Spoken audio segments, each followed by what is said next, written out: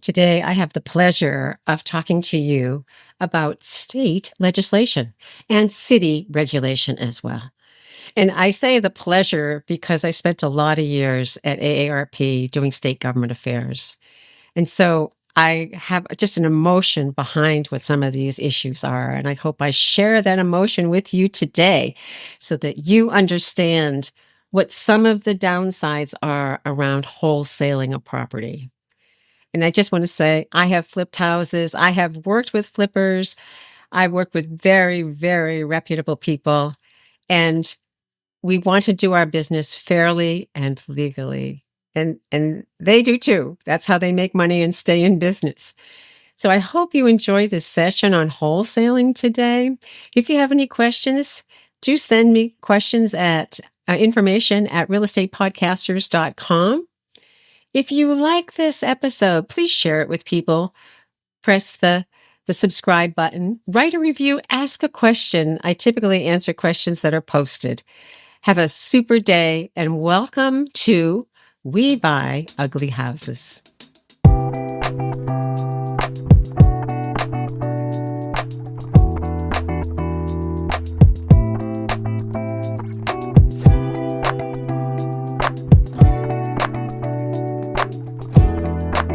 Welcome to Real Estate Connections podcast. And today we're talking about wholesaling.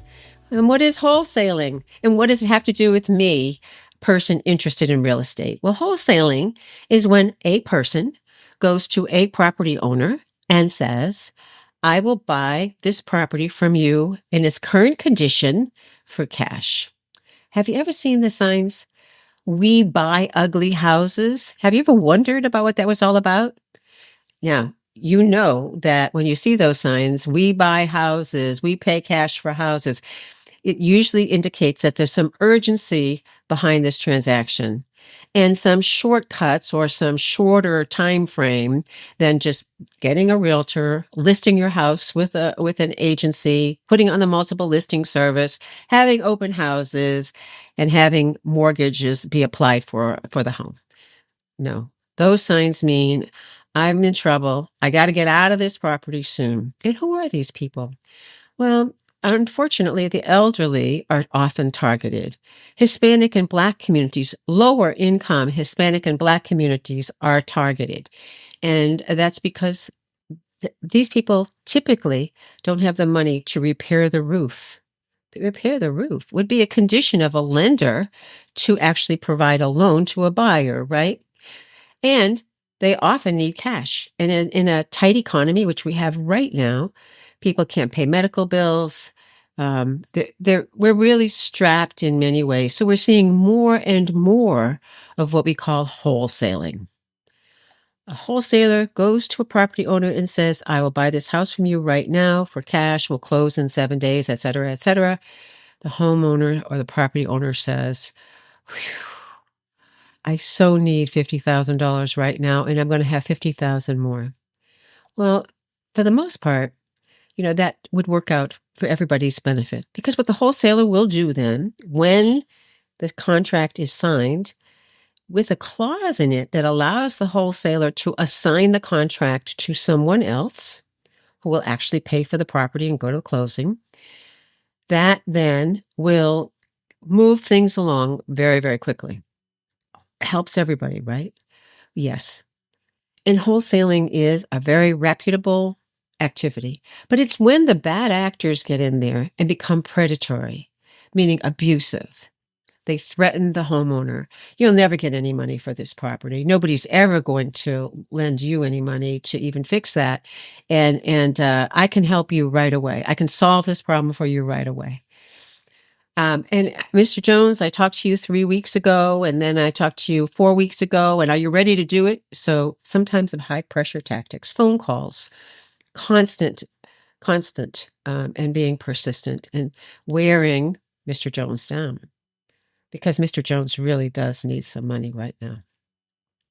AARP, along with the National Consumer Law Center, and a firm called eConsult Solutions Incorporated have just come out with a report on wholesaling, what's happening nationally, and what can be done to take some of these abusive practices and make them more fair, level it out a little bit. So states are actually taking action right now. And it's important for you to check in your area. Maybe you're an investor. Maybe your dad is living in a house like that and your mom has to go into a nursing home and you have no idea. Think about this scenario. Mr. Jones agrees with wholesaler Ed to sell his house for $150,000. Mr. Jones calls his son in Kansas City and says, "Son, I just did something really important. I sold the house. I'm getting cash. I'm going to have enough money to pay off the bills and to put your mom in this lovely facility." Son says, "Dad, what did you do? Why?" And his first time he's essentially hearing about it. So the contract is already signed and there's no going back. So here are some of the protections that the National Consumer Law Center has pulled together in their model legislation. Now, let me just point out too, these organizations are awesome organizations. I can say that because I worked for AARP doing state legislation for a number of years, and I know how they work. But they don't work solo. They work with so many local organizations that are out there watching some of this abuse go on and being powerless to help people. They are very active in supporting these kinds of protections as well. So here they are. The first one is to require an appraisal on any transaction. The wholesaler knows the value of the property before it's repaired because he or she has to sell it to an investor who doesn't want to buy it any more than 65% of the after repair value. So the wholesaler knows the value of this property and knows the potential, right? But the homeowner often does not, has no idea. No idea. So require an appraisal, right, of its current value. And the second provision or protection is to require some regulation or oversight over wholesalers. Now, once again, I'm sure 90% of them are very honest and straight and true and don't use deceptive practices. But once again, we're regulating or legislating for that abusive predatory behavior. We saw that back in the early 2000s when we saw subprime lending, again, mostly to older people and definitely to low-income people. The state of Iowa now requires wholesalers to be licensed. Okay, that's pretty serious. That's one state so far. The third protection is to make sure that there is no waiving of the person's rights. Okay, Mr. Jones, if you just sign here and just check off that box that says, "I waive my protections," and this will make it much faster. Mr. Jones, we would prefer to see that you have the right of waiving it.